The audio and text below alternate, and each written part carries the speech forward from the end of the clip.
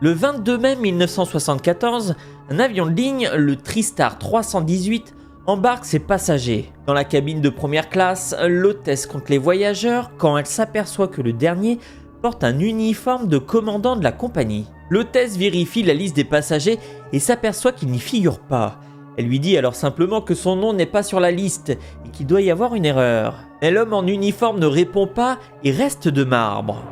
Troublée et alors que les autres passagers s'installent dans l'avion, l'hôtesse fait appel au pilote pour pouvoir régler la situation. Après tout, étant donné que l'homme silencieux porte également un uniforme de commandant de la compagnie, le pilote devrait sans doute le connaître. Mais à son arrivée, il va aussi rester de marbre, choqué par ce qu'il voit. L'homme silencieux, il le connaît. Il le connaît même très bien puisque c'est son vieil ami Bob Loft. Le problème, c'est que ça fait 17 mois que Bob Loft est mort dans le crash du vol 401.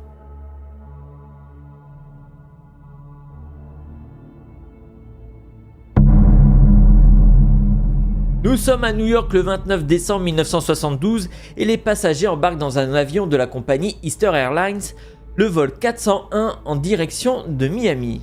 L'avion embarque 163 passagers et 13 membres d'équipage, dont le pilote Robert Loft, dit Bob Loft, le copilote Albert Stockstill et le mécanicien Donald Ripo.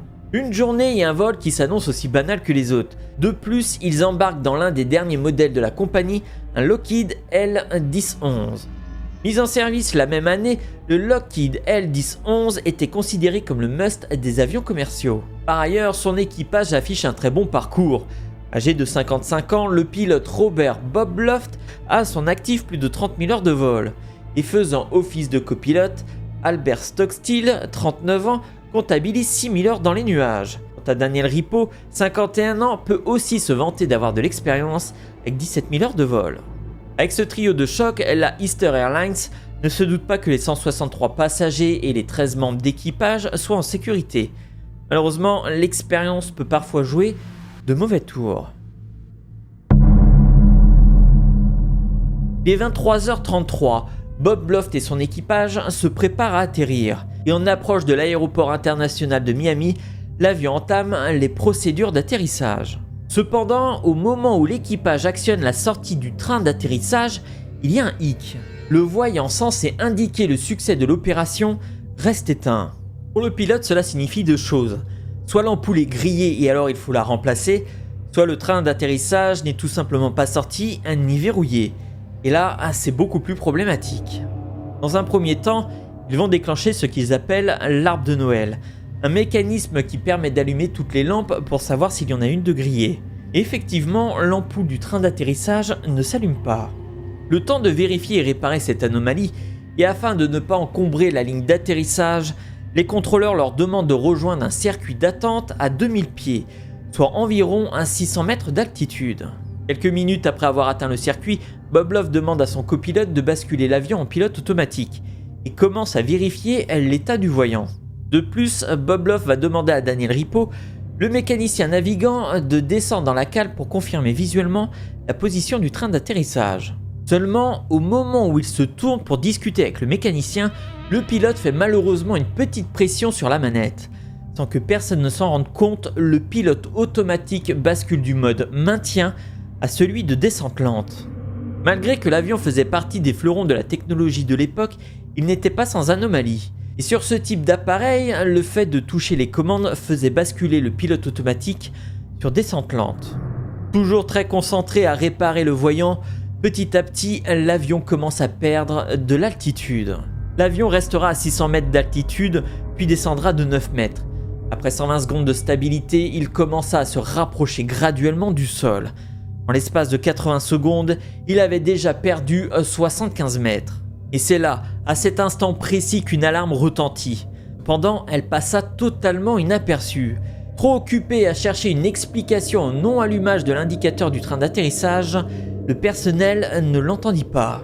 Au moment où l'avion passa sous les 31 mètres, l'alarme de l'altimètre du copilote retentit avec force.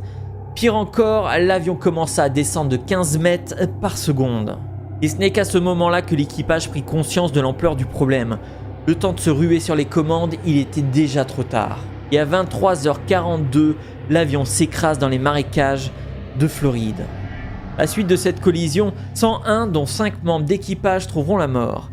Parmi la liste des personnes décédées se trouve le pilote Bob Loft et le copilote Albert Stockstill. Quant au mécanicien navigant Donald Ripo, il décédera suite à ses blessures. Un terrible drame suite à des erreurs mécaniques et humaines, qui changeront beaucoup de choses pour la compagnie. Mais paradoxalement, ce n'est pas le plus effrayant. En mars 1973, environ 3 mois après le crash du vol 401, un événement pour le moins étrange survient. Un autre avion, le TriStar 318 de la compagnie Eastern Airlines, est sur le point de s'envoler en direction de Miami. Juste 1 heure avant le décollage, le pilote et le copilote se rendent dans le cockpit pour prendre place. Et là, ils sont surpris de voir une personne assise sur le siège du pilote. Le voyant en uniforme, les 2 hommes pensent naturellement qu'il a dû se tromper d'avion. Ils lui font remarquer. Mais au moment où on lui demande de déclamer son identité, ce dernier reste sans voix. Et puis, après quelques secondes, il se passe quelque chose de complètement stupéfiant, qui marquera à jamais le pilote et son copilote. L'homme en face d'eux disparaît simplement, littéralement devant leurs yeux. Stupéfaits et terrorisés par ce qu'ils viennent de voir, les 2 hommes informent immédiatement leur hiérarchie qui décide d'annuler le vol. Malgré les réticences de leurs supérieurs, ils n'en démordent pas. Ils maintiennent leur version et refusent de monter à bord. Mais malheureusement pour la compagnie aérienne, ce n'est qu'un début. Quelques semaines plus tard, un événement similaire se produit. Et encore une fois, l'incident aura lieu dans le même avion où l'apparition fantomatique était survenue, le TriStar 318.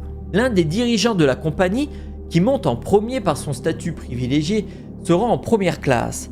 À son arrivée, il s'aperçoit qu'il n'est pas le premier à s'installer et qu'un autre homme est présent dans l'appareil.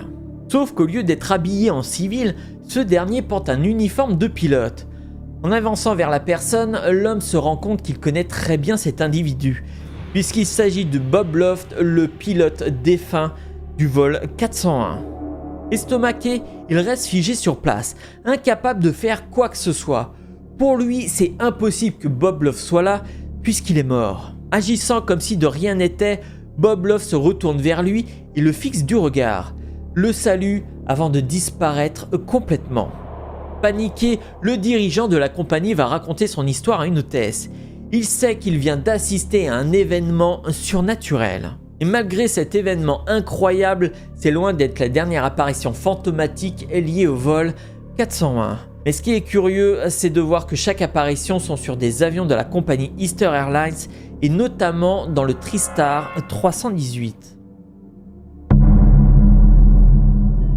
Et toujours dans le même appareil, le 18 mars 1974, une hôtesse se rend dans la kitchenette pour réchauffer un repas pour bébé.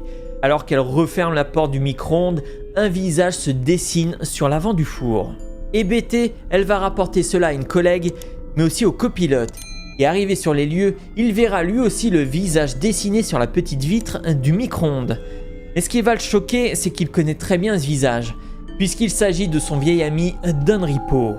Mais le plus incroyable encore, c'est que le visage s'anime, bouge et va même leur parler. Don Ripo leur dira de se méfier, car l'avion prendra feu. Alors peut-être qu'il pourrait s'agir d'une simple hallucination collective. Pourtant, ce qui est incroyablement troublant, c'est que le lendemain, de retour d'un vol entre Mexico et New York, l'un des moteurs de l'avion prendra justement feu, obligeant l'appareil à atterrir de toute urgence. Mais heureusement, l'incident ne fera aucune victime. En tout, ce n'est pas moins de 27 témoignages d'apparitions de fantômes qui seront signalés. Mais la compagnie ne voit pas cette publicité d'un très bon œil et craint que les voyageurs ne décident d'aller à la concurrence, de peur de voir les fantômes du vol 401 réapparaître. Alors la compagnie va prendre une décision radicale.